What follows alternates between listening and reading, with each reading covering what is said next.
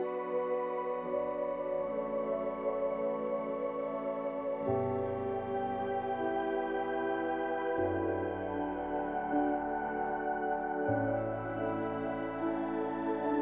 the quiet of the Maryland woods, a jogger's life is abruptly cut short. But what seemed like a random act of violence quickly spirals into something far darker. A killer with a hidden past, a chilling DNA breakthrough, a relentless hunt for justice that reveals shocking truths no one expected. Who was Rachel Morin's killer? And what secrets did he carry with him?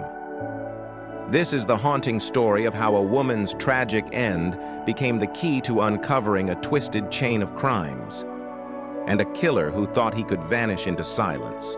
Welcome to The Silent Witness, where we highlight true crime news, unsolved mysteries, unfold chilling stories and events around us to educate and provide information on how we can stay proactive, informed, be security and safety conscious in our environment.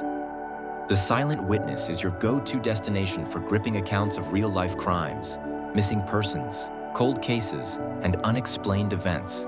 Want to support us and appreciate our craft? Click like, comment, and hit the subscribe button now. Please note that all related materials referenced in this video were majorly sourced from either official court or police documents, reference statements, or other reputable sources, weeding out the speculation theories and unverified information. Rachel Morin's murder case is a wake-up call to all citizens that any peaceful environment or place can be turned into a monster's den within a short time by intruders. This case serves as an alert that a path or location that seemingly serves as a jogging path can become suddenly a crime scene. This case has grabbed national attention and has been a trending one because Pat Morin, the mother of the murdered mother of 5, Rachel Morin spoke out in support of President Trump's deportation policies to avoid men like the convicted man, Victor Martinez Hernandez, in the United States. The family, friends, neighbors, and associate of Rachel also feel same. What do you think? Share your comments with us. If you lived in Bel Air, Maryland, you probably knew Rachel Morin, or at least you thought you did. To the outside world, she was that woman, the one who always had time for everyone. The mom who packed school lunches with handwritten notes. The neighbor whose front porch smelled like cinnamon and whose laughter spilled over like a warm summer breeze. But underneath the glow of her smile lived a quiet war, a battle no one saw coming. Rachel was 37 years old, a mother of 5, a survivor in every way the word could mean something. Her past had weathered hurricanes, emotionally, financially, relationally, but somehow she never looked broken, just tired sometimes, a tired that ran deep, past the bones and into the soul. Still, she kept showing up, for her kids, for herself, for hope. Her mornings began with chaos, packed lunches, mismatched socks, cereal bowls left half-finished. The clamor of life filled the modest 3-bedroom home she'd fought to keep after the divorce. The walls were chipped, the carpets worn, but the love inside, that was rich, vibrant. Her kids knew it. Her friends felt it. Her smile said, "I'm okay," even when she wasn't. But in quiet moments, when the kids were asleep, when the dishes were done, Rachel would sit on the edge of her bed and scroll through her phone. Pictures of happy families, couples holding hands, quotes about healing. Sometimes she cried silently, sometimes she didn't, but always she hoped. There were scars, emotional ones, from past relationships. The kind of love that twisted you into someone else, that told you your voice was too loud, your dreams too big, your kindness too naive. She had endured manipulation and control. She had faced hands that hurt and words that cut deeper than fists ever could. But she had walked away, eventually, and she rebuilt. Running became her refuge. The rhythmic pound of her shoes against dirt trails, the wind threading through her hair. It was the only place where her mind quieted.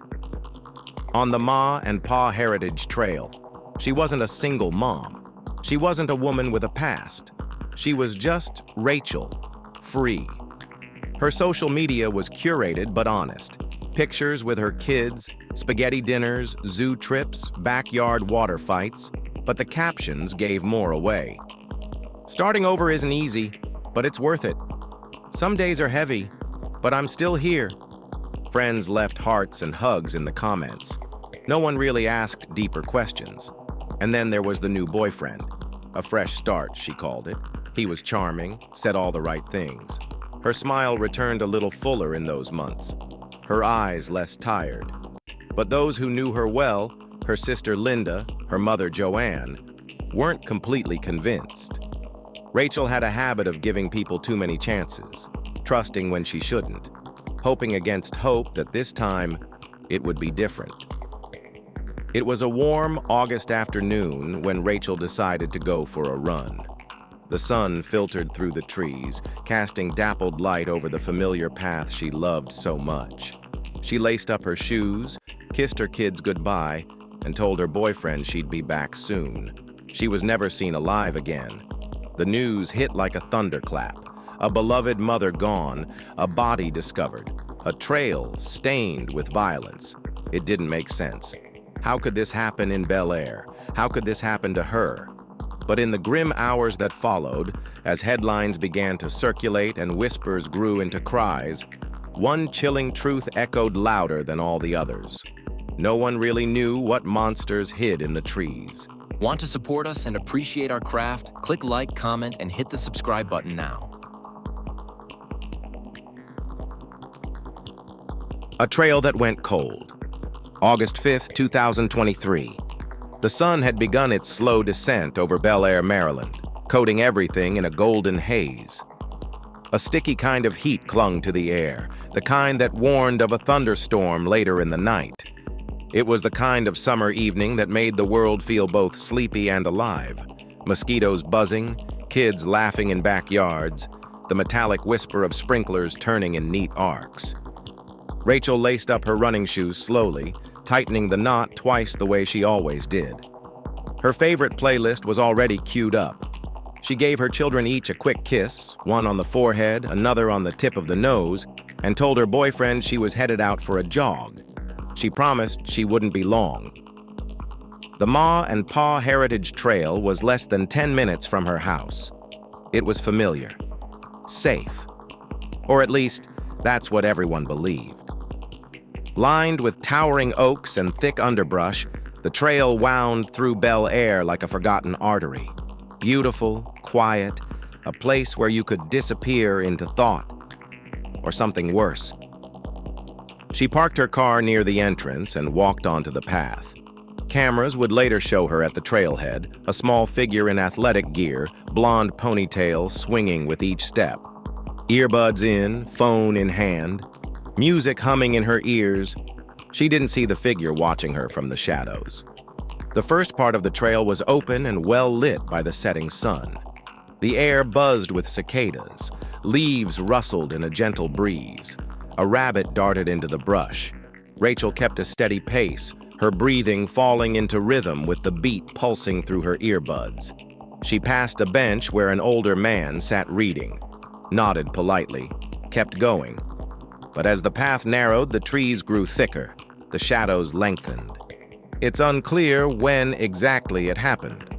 Maybe near the old wooden bridge where visibility dropped. Maybe closer to mile marker 3, where the trees pressed in from both sides and the gravel faded into a hard-packed earth.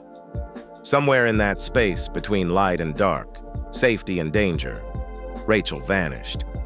She didn't call, she didn't text, she didn't come home. By 9 p.m., her boyfriend was worried. He called her phone, no answer. He drove to the trailhead. Her car was still there, locked, empty. He called the police. Within hours, the search began. Deputies and volunteers flooded the area with flashlights. Dogs picked up her scent, but lost it abruptly near the brush. Helicopters hovered overhead, their searchlights slicing through the canopy. Locals who had walked that trail for years stood on the sidelines, their hands clasped in prayer.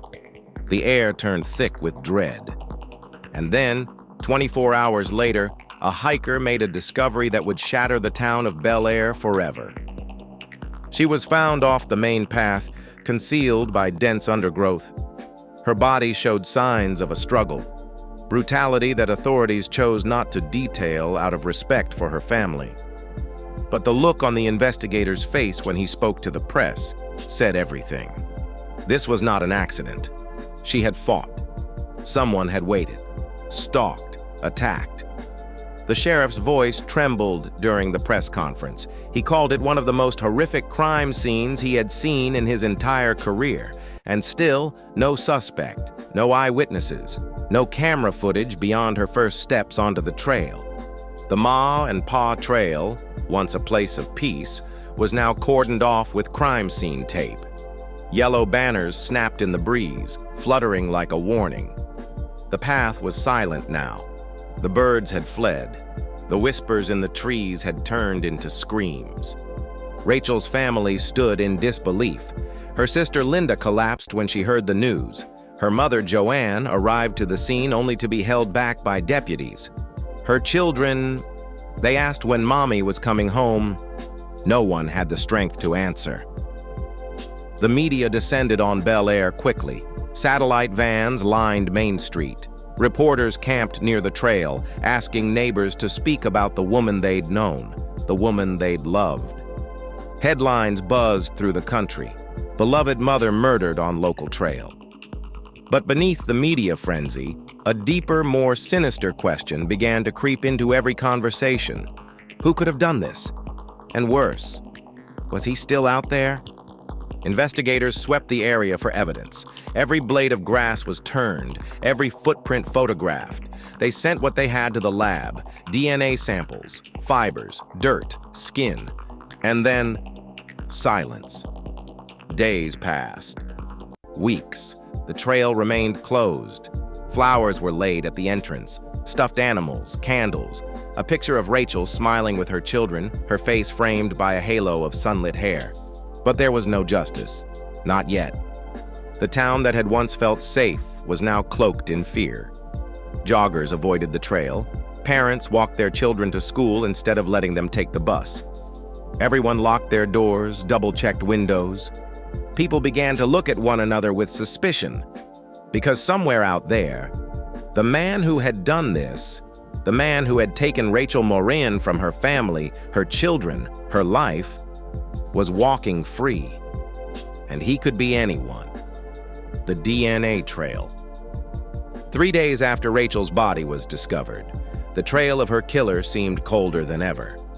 But inside a lab at the Maryland State Police Forensic Sciences Division, a silent witness had begun to speak.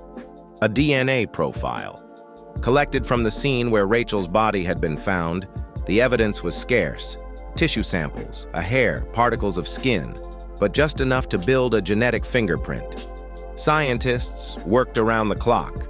Automated sequencers hummed like distant storms, their fluorescent lights casting eerie glows across sterile countertops. And then it came. A hit. A match was made through CODIS, the Combined DNA Index System. But what came back shocked everyone. The DNA belonged to a suspect tied to a violent home invasion in Los Angeles. A break-in where a mother had been assaulted while her child slept in the next room. The man had fled before police could arrest him, vanishing without a trace. He was never identified until now. The match was made public. A single thread of truth unraveled the first layer of mystery. Law enforcement gave the public a face. A composite sketch built from the California case, along with chilling details. It wasn't just that Rachel's killer had struck before. It was that he had traveled, hidden, blended in. This wasn't random. This was a predator. The revelation changed the tone of the investigation overnight. The killer wasn't someone from Bel Air. He wasn't a neighbor or a jealous ex. He was a ghost who drifted through towns, targeting women and vanishing before anyone noticed. Rachel's mother sat in the press room, her hands trembling in her lap. "He's done this before," she whispered. "How many more are out there?" Behind the scenes, the FBI joined the investigation. They called it a potential serial offender. Analysts pored over reports from states across the country, looking for similar signatures. Violent attacks, missing women, unsolved cases. The digital manhunt began. Security footage from businesses near the trail was pulled. License plate scanners were combed. Every phone that pinged near the MA and Pa trail on the day of the murder was traced. Still, nothing pointed directly to him. But investigators had something they hadn't before, a trail, and they weren't letting go. The breakthrough was more than just scientific. It was symbolic. For the Morin family, it meant the nightmare was no longer just theirs to endure. It was a national pursuit. Rachel's case had grown beyond the lines of a tragic local story. She became a face in a much darker pattern, and her voice, even in death, pushed the investigation forward. The media pounced on the news. Cable news anchors ran breathless updates. Podcasts dedicated entire episodes to the match. Rachel's name trended again. The grief was reopened for her family, but so was hope. At a town hall meeting in Bel Air, police stood in front of a packed room. Mothers, joggers, teachers, teenagers, everyone was there. We now know that Rachel's killer had a history. This was not his first crime. Gasps filled the hall. We believe he has committed similar acts in other states. The FBI is assisting in identifying all possible victims. It was a terrifying statement, but it was honest. That night, Rachel's sister Linda spoke softly to the press. This doesn't bring her back, but it's something. It's the start of something. We'll follow this wherever it goes. We owe that to Rachel. Back in the forensics lab, technicians refined their analysis. Touched DNA from Rachel's clothing, fibers under her fingernails, blood traces from the scene. Every piece of evidence was reviewed with fresh urgency. And the DNA didn't just speak, it screamed. It screamed about who he was, what he had done, and how many more might still be out there, waiting to be found. A ghost, with no name. He had no name, not yet, but he had a pattern. Law enforcement called him transient, a drifter with no fixed home, no paper trail, and no digital fingerprint beyond what his DNA left behind. He slipped between states like a shadow, using bus stations, truck stops, shelters. He knew how to stay invisible. But victims? They were becoming easier to trace. A woman in Arizona, another in Colorado, a survivor in Nevada who had never told her story, until now. After seeing Rachel's case in the news, she came forward, told detectives about the man who broke into her apartment in 2022, how he beat her unconscious but didn't kill her. She had never reported it out of fear. Now, she gave them everything. The scar above his eyebrow, the tattoo on his forearm, the way he smiled with only one side of his mouth, the sound of his boots. That was the moment the ghost started to take shape. A name emerged from the archives. Carlos Antonio Guevara, a Salvadoran national, history of illegal border crossings, a suspect in multiple crimes, detained once, released, slipped through immigration's grasp like water. He became more than a face, he became real. The FBI issued a bolo, be on the lookout, for Guevara. His image splashed across national news. Marshals joined the search, doors were knocked on, tips came flooding in, and still he ran. Every day that passed was agony for Rachel's family. Her sister Linda posted updates online, begging the public to help. "He is still out there," she wrote. "Please help us find him before someone else becomes the next Rachel." People listened. Posters went up in rest stops. Billboards blinked with his face. Even on TikTok and Instagram, digital sleuths traced every clue. They mapped the trail from California to Maryland, trying to predict his next move. But Guevara had learned from the streets. He trusted no one, slept in shifts, never stayed anywhere more than one night. He was close, too close. What terrified people the most wasn't just his past. It was the sense that he could be anywhere. A gas station, a quiet parking lot, a walking trail in the middle of a peaceful town. The country was watching. Rachel's story began shifting the national conversation. Immigration policies were questioned. Local enforcement budgets were debated. Families shared stories of other missing women, suddenly wondering if they too were part of the same chain. In Bel Air, fear simmered. Joggers no longer ran alone. Parents gripped their children tighter at the park. A town that had always felt like home now felt haunted, but no one wanted to give up. The Manhunt, February 2024. The break came not from a forensic lab or a task force meeting, but from a phone call. A woman in Tulsa, Oklahoma, called the FBI tip line. She'd seen the BOLO on television. Said a man matching Guevara's description had been staying in her cousin's garage for a few nights. Said he left behind a duffel bag. Said she was scared. Agents moved fast. A surveillance team set up within 24 hours. When the suspect returned to retrieve the bag, they moved in. He ran. Foot pursuit through alleyways, chain link fences, barking dogs. Federal agents shouted commands. Guevara was fast, but not fast enough. He slipped on wet pavement. They tackled him hard. And just like that, after nearly 6 months of fear, confusion, and grief, the man accused of killing Rachel Morin was in handcuffs. He said nothing, but the evidence spoke. In his bag, DNA swabs, a burner phone, a map, photographs, a knife. He was extradited to Maryland under tight security. When he appeared in court for the first time, Rachel's family sat in the front row. Her children weren't there. Too young, too much. But Linda was, and Joanne, and the people of Bel Air. The town that had once felt small and quiet now felt like a wound healing in the open. As Guevara was led away, reporters shouted questions. He didn't answer, but the silence felt louder than any scream. The trial would come. The justice system would begin its slow turn. But for Rachel's family, there was one bitter comfort. He wasn't in the shadows anymore.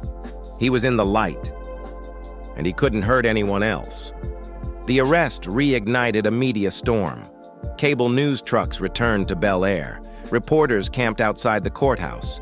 National anchors recounted Rachel's story nightly. The community was thrust once again into the spotlight, but this time with a sense of purpose. Justice was no longer a hope. It was a process. It had a face, a courtroom, a defendant, and the entire world was watching. The trial begins.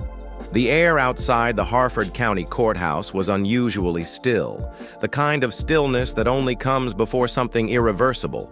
A crowd had gathered, press, protesters, curious onlookers, and those simply trying to understand how a monster could walk among them. Inside, the courtroom buzzed with subdued energy. The scent of old paper, disinfectant, and tension hung thick in the air. Rachel Morin's family sat in the front row, their faces somber but resolved. Linda clutched their mother's hand tightly, as if letting go would mean losing her sister all over again. And then, he walked in. The accused, Luis Gabriel Carrera Rojas. Handcuffed, flanked by deputies, his expression was unreadable. No remorse, no fear, just an eerie calm, like a man convinced of his invisibility. He wore a suit provided by his defense, but no tailoring could conceal what he was, a predator in human clothing. The prosecution began with what everyone expected: evidence, the DNA match, the surveillance footage from Los Angeles, his border-crossing history, a chilling map of movement across states, and a timeline that suggested a pattern too disturbing to ignore. But what caught everyone off guard wasn't the science. It was the voice. Rachel's. The prosecution played a voicemail she had left for a friend days before her death. Just her talking about the trail, how peaceful it made her feel, how she was finally reclaiming parts of herself. Her laugh echoed in the silent courtroom, bright, alive, a dagger to the heart. The defense was deliberate but thin. They tried to cast doubt on the DNA chain of custody. They questioned the motive, the timeline, even Rachel herself, painting her as impulsive, distracted, vulnerable. But the room wasn't buying it, least of all the jury. Day after day, the courtroom became a stage for horror. Forensics painted a vivid picture of the crime scene: blood patterns, bruising, defensive wounds. The medical examiner testified for nearly 2 hours, describing each injury, each moment of Rachel's final struggle. "She fought," he said, his voice cracking. "She fought hard." Gasps. Tears. Even the judge shifted uncomfortably. Outside the courthouse, candles flickered at a growing memorial. People who never knew Rachel left letters, flowers, running shoes. Signs that read, "Justice for Rachel," leaned against metal barricades. Inside, justice was beginning to breathe. The testimonies. Nothing in the trial so far could prepare the courtroom for what came next. Witnesses. They came from across the country, women and families tied to the man now accused of murdering Rachel. Some had narrowly escaped him.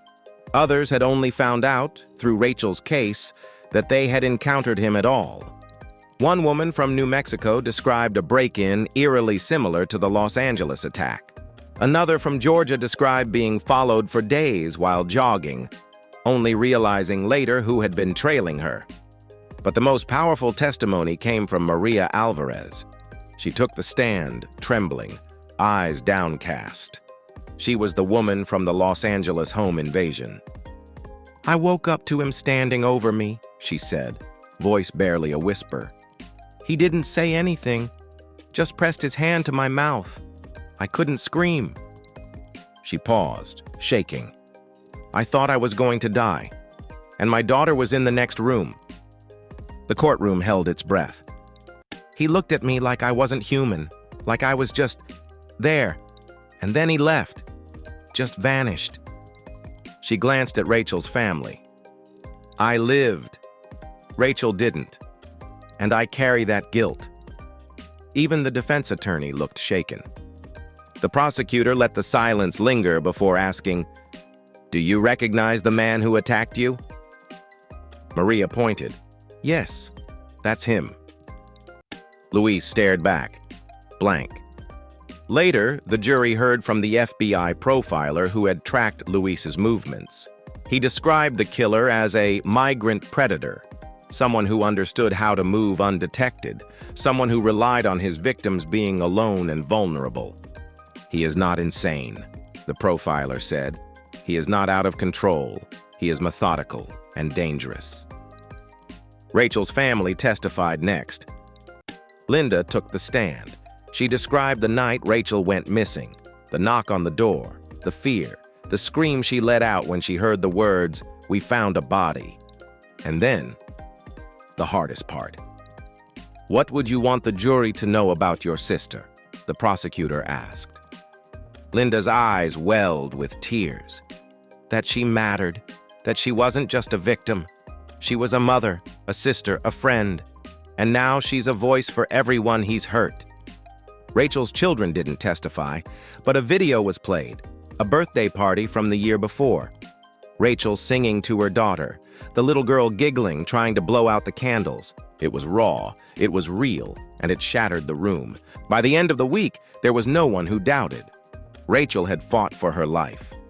Now the system was fighting for her too. Aftershocks. The verdict was delivered on a Thursday morning. The courthouse was surrounded by cameras. Rachel's photo, bright and smiling, was everywhere. The jury filed in, tense and pale. The judge read the charges: first-degree murder, kidnapping, sexual assault. "Guilty on all counts." A cry erupted from Rachel's mother. Linda buried her face in her hands. The courtroom exhaled a breath it had been holding for over a year. Luis showed no emotion. Outside, people cheered. Cars honked. A spontaneous chorus of "Justice for Rachel" echoed down Main Street. But inside her family's hearts, the grief remained. That night, every major news outlet carried the story. "Illegal immigrant found guilty in Rachel Morin murder," read one headline.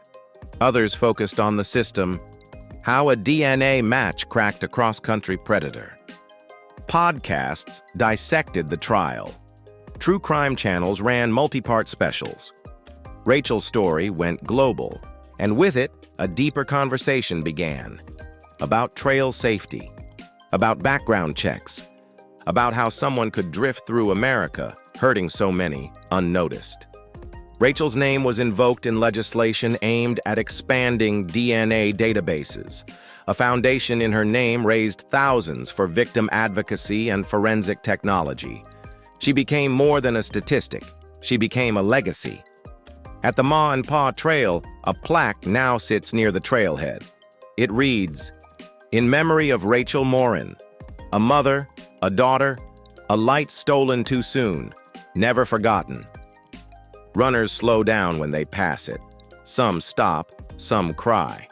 Rachel's kids still visit it. Sometimes they leave flowers, sometimes just silence. The man who killed her is serving life in prison without parole. But Rachel's voice lives on, in the laughter of her children, in the footsteps of every woman who now looks over her shoulder on the trail, and in the hearts of a community that refuses to let her be forgotten. Echoes in the silence. Time passed, but the reverberations of Rachel Morin's murder didn't fade. Instead, they echoed, quietly and powerfully, through the lives of those who had known her and even those who had not. She had become more than a victim. She was a symbol of resilience, of vulnerability, of how quickly life could be stolen away. Communities across Maryland and beyond began to take small, meaningful steps in Rachel's name. Local officials passed ordinances to improve lighting along trails and parks. Police departments received additional funding for cold case DNA analysis programs. Women's self-defense classes saw a surge in enrollment. Her story had frightened people, but more than that, it had stirred something. A call to protect one another, a call to fight back. Linda Morin organized candlelight vigils every year on the anniversary of Rachel's death. People came with flowers and photographs, with tears and hugs, some holding signs that read, "Not one more." Some knew Rachel personally, most didn't. But her story had touched them in ways that couldn't be measured in headlines or court transcripts. Joanne Morin, despite her age, worked tirelessly through her foundation. She launched educational programs, partnered with nonprofits, and advocated before Congress for better victim protection laws. She spoke calmly, but with the unwavering strength of a mother who had nothing left to fear, because her greatest fear had already come true. Still, the silence Rachel left behind was loud. Her home, once filled with music and laughter, now stood quieter. Her children grew, learning about their mother from stories, from photos, from a legacy forged in heartbreak and hope. They visited her grave on birthdays and holidays, carrying flowers and letters they were too young to read aloud. The Morin family held together piece by piece, carrying forward the message that Rachel's death would not be the end of her story. And that message echoed in homes and schools and legislative chambers long after the news cycle had moved on. A world changed. Rachel Morin's story did not rewrite history, but it altered the future for many. In the aftermath of her death, tangible change began to take root. Politicians previously silent on issues of women's safety started to pay attention. Bills were proposed, funds were allocated, and resources were expanded for domestic abuse victims. But it wasn't just about policy, it was cultural. People talked more openly.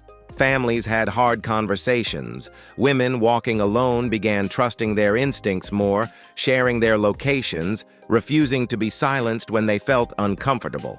Rachel's name became shorthand for vigilance, for strength, for tragedy. Her story became required reading in university criminal justice courses. Documentaries were made, featuring interviews with family, law enforcement, and experts on trauma and justice. Each retelling brought a fresh wave of sorrow, but also clarity. For all the anger the case sparked, for all the grief and outrage, it also gave rise to connection.